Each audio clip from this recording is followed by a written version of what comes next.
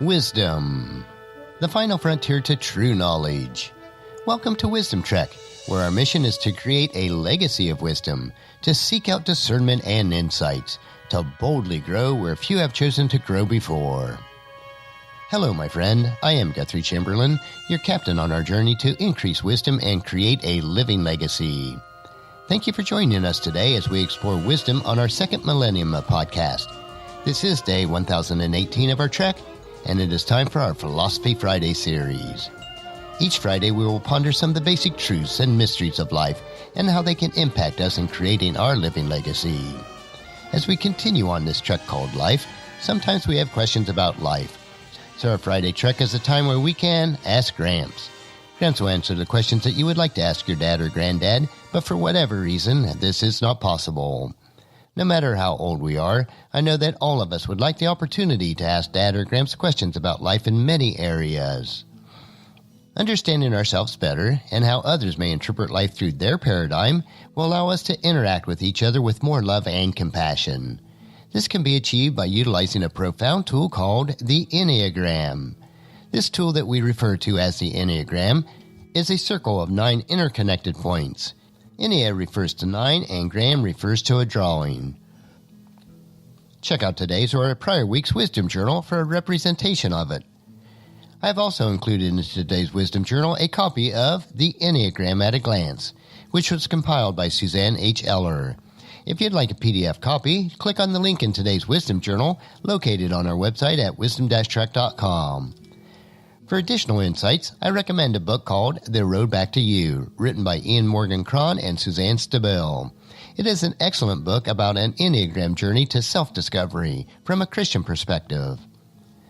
So far, we have completed a deep dive of the 9 personality types, which are the reformer, the helper, the achiever, the individualist, the investigator, the loyalist, the enthusiast, the challenger, and the peacemaker. 4 weeks ago, we began a series of episodes on the type combinations. What are the potential relationship benefits and issues with each combination? Covering all the 45 different potential type combinations will take several weeks, but will be of value to understand each other, regardless of what type you are and what the type of those whom you interact with each day. Since we are exploring the Enneagram in detail, I would also recommend reading the Wisdom Journal for each Friday to see the diagrams presented each week. As helpful as the Enneagram is, keep in mind, though, that it is still only a tool and cannot replace nor usurp the precepts found in God's Word. We are responsible for all the decisions and actions that we make in life, and they must be in harmony with God's precepts. So our ongoing question for the next several weeks will be, Hey Gramps, why do people act and react to situations and circumstances in life so differently? How can I gain wisdom and better understanding of myself and others so that I can love, serve, and minister to them on a deeper level? So let's continue on today with the Enneagram type combinations. The first one for today is the Enneagram Type 2, the helper, with the Enneagram Type 5, the investigator. What each type brings to the relationship. Enneagram 2s and 5s are double opposites, as it were. A people person versus a loner, a feeling type with a thinking type. 2s and 5s come from different points of view on what is most important in life and relationship. And yet, because they are so different, there can be an intense attraction to the mystery of each other. 2s and 5s are a more common pairing than you might really expect. 2s can see 5s as challenges. They're distant, mentally preoccupied, not giving many outward signals, and difficult to charm easily because they are so private. It is hard to know what pleases 5s, which makes 2s try only harder. 2s bring to the relationship a willingness to take initiative and to pursue the 5, to be the first one to call or to ask out on a date, no matter what gender they are.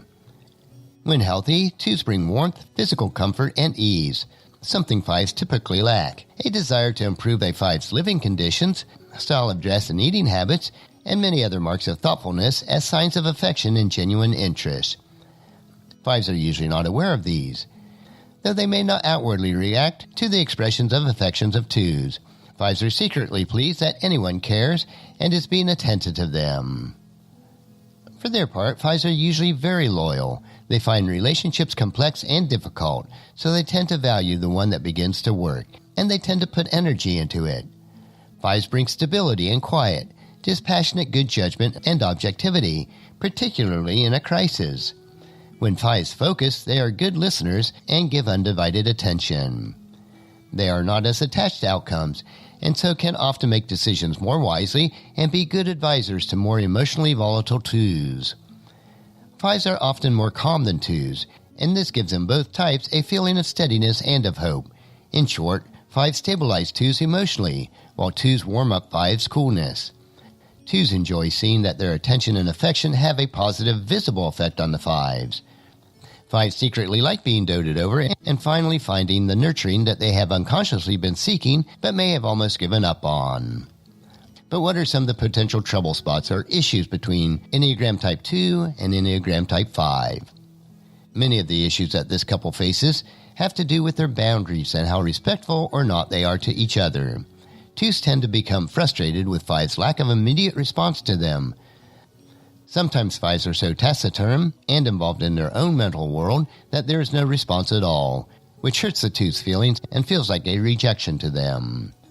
Feeling rejected triggers deep anxieties in 2s relating to the fear that they are unwanted and unloved.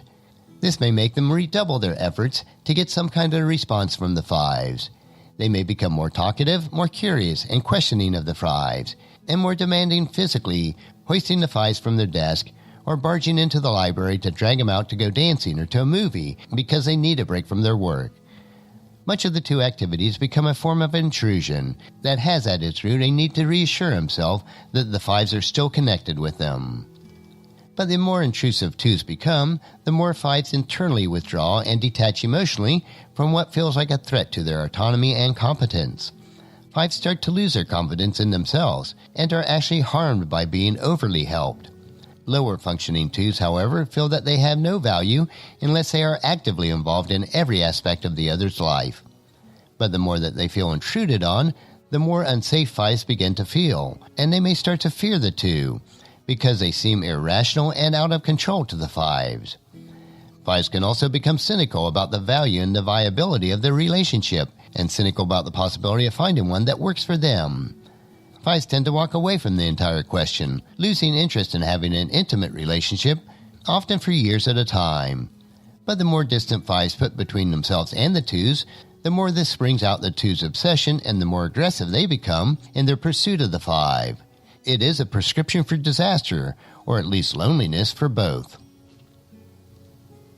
Now let's move on to the Enneagram Type 2, the helper, with the Enneagram Type 6, the loyalist. What each brings to the relationship. Both the Enneagram 2s and 6s are highly dutiful and take their responsibilities toward each other very seriously. The emphasis tends to be slightly different, however, with the 2s focused primarily on building intimacy and positive feelings between themselves and other individuals, whereas the emphasis of the 6 tends to be on building a foundation of security, a sturdy platform of hard work, and trust that everyone can count on. Both types are highly responsible and tend to put the needs of others before their own. They are both family-oriented and foster domesticity. They easily share duties around the house and with their children or friends. They are both socially involved in the community and see great value in having many social connections, which gives them the feelings that they are valued in the world. 6 values the warmth, kind-heartedness, generosity, and self-sacrifices of the 2. 6s are aware of how well-suited 2s are to be an excellent, devoted spouse and parent, and that they can be trusted to be loyal. On the other hand, 2s will likely admire the hard work, steadfastness to commitments, perseverance, modesty, and playfulness of the 6s. Even if sometimes they should be grumpy and indecisive, 2s realize that healthy 6s almost always come around in the end. Caution and vigilance are recognized as worthwhile assets at what can be a cruel and exploitative world. 2s often feel that they can count on the 6's watchfulness to spot difficulties before they become a problem. When 2s and 6s are healthy, they may actually admire each other more than they feel a grand passion for each other. Their relationship may be based more on steadiness, mutual respect, and affection than on some kind of overheated chemistry between them. They see the other as good and dependable, and that is often more than enough as a basis for an enduring and productive life together. But what are some of the potential trouble spots or issues between a Type 2 and a Type 6? One of the main potential areas of problems between 2s and 6s has to do with control and autonomy, between being too close and being too far apart. Part of the problem has to do with the lack of confidence of lower functioning 6s and the ability to make decisions and to be decisive. Average 6s tend to feel pressured by all kinds of competing demands on their time and energy, by the 2s, by the boss, by their friends, by their church, and even by their country. Pressure from all sides makes 6s feel more anxious and emotionally unstable, unable to think clearly and make decisions easily. They can become doubtful, suspicious, and negativistic. As 6s become more reactive, they are likely to impulsively take almost any action just to relieve the anxieties momentarily. At such times, 2 may begin to offer more help and advice or to issue orders as a way to empower the 6 and help them through their anxiety. However, the 6s usually perceive the 2's help as intrusiveness and undermining their own self-confidence, and then they begin to resent it. Cycles of anxiety and acting out, followed by tearful reunions, followed by needing to be more autonomous on the 6's part, followed by more intrusion on the 2's part, can wear this relationship down. The problem is that lower functioning 2s think there is no such thing as too much intimacy, since they always want to be closer. However, 6s are more ambivalent, pushing the 2s away and then pulling them closer. The 6's ambivalence and inconsistency drives the 2s crazy and taps into their fears of rejection. 2s will up the ante by trying to help the 6 more, although 6s experience their help as control, and then they want to seek more distance. This pair can become enmeshed in a bad child, punishing parent drama that will ultimately be fatal to the relationship and the real mutual respect that it was potentially founded on. Now let's move on to the Enneagram Type 2, the helper, with the Enneagram Type 7, the enthusiast. What each type brings to the relationship. In many ways, both of these types can look alike. Both Enneagram 2s and 7s can be outgoing, friendly, funny, high-energy people, and very enjoyable company. They want the others to be happy and to have a good time, and both types tend to interpret things, including setbacks, in a positive way, always looking for the silver lining or the blessing in a seeming disaster. Both types are engaging, spontaneous, and love the good things of life. In addition, 2s can bring the depth of feeling and concern for the welfare of others into the mix. 2s admire the nerve and gusto in which the 7s plunge ahead in life, making every day an unpredictable adventure. 7s bring high energy and a quick mind that sees possibilities and generates ideas faster than they can be acted on. There's the type of mental electricity and excitement that the 7s generate. The aura of sheer possibility that 2s find intoxicating, not only for themselves, but for those that they want to share their excitement with. The 7s help the 2 to remember to do nice things for themselves on a regular basis. They remind the 2s that if they are not taking care of their own health and fulfillment, that they will really not be able to be helpful to others. On the other hand, healthy 7s feel that their emotional and physical needs are largely met by the healthy 2. The 2s help the 7s feel relaxed and fulfilled, reducing the temptation to wander. Further, both 2s and 7s are idealistic, but 2s can more easily and consistently translate this impulse into an altruistic action. This inspires the 7s also to enjoy sharing their abundance with others. Together, they make a remarkably generous and thoughtful couple. The 2s and the 7s combination can have a positive effect on people that is virtually unmatched by any other couple. They can be warm, welcoming, and generous, making others feel loved and invited to the party. But what are some of the potential trouble spots or issues between the Enneagram Type 2 and the Enneagram Type 7?